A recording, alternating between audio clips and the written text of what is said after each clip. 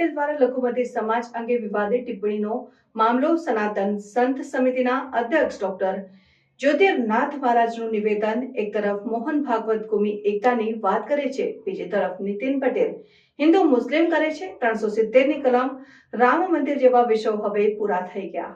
માજી deputy chief minister એટલે નાયબ મુખ્યમંત્રી નીતિનભાઈ પટેલ મહેસાણામાં જે વિષયને બોલ્યા, એક બાજુ મોહન ભાગવત એમ કહે છે કે આપણે હવે કોમી વૈમનસ્ય નહીં રાખવાનું, હિન્દુ મુસ્લિમ બધા એક જ છે, મૂળભૂત એક જ છે, આપણે ભાઈચારો કેળવવાનો છે। એક બાજુ આ વાત આવી, એની પાછળનો હાર્દ સમજવાની જરૂર છે।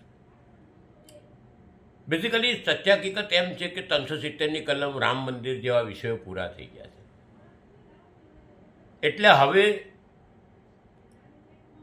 બીજો એક મુદ્દો જાગૃત કરવો પડે જેથી કોમી વૈમનસ્ય ફેલાયેલું રહે અને અંગ્રેજોની જે નીતિ છે ભાગલા પાડો અને રાજ કરો તે સક્સેસ રહે, એટલા માટે ભાગલા પાડવામાં આવે છે અને ભાગલા વ્યવસ્થિત આયોજનપૂર્વક કરવામાં આવે એટલે કોઈ મુદ્દો ન રહેતા ઔરંગઝેબને ઊભા કર્યા છે કબરમાંથી।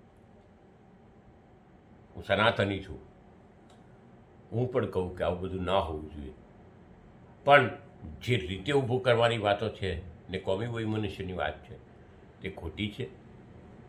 સમાજમાં બધા જ એકબીજા સાથે વણાયેલા હોય ત્યારે આ બધી બાબતો ક્યાંક નુકસાન કરતા છે। રાષ્ટ્રહિત માટે ભાઈચારો ખૂબ જરૂરી છે।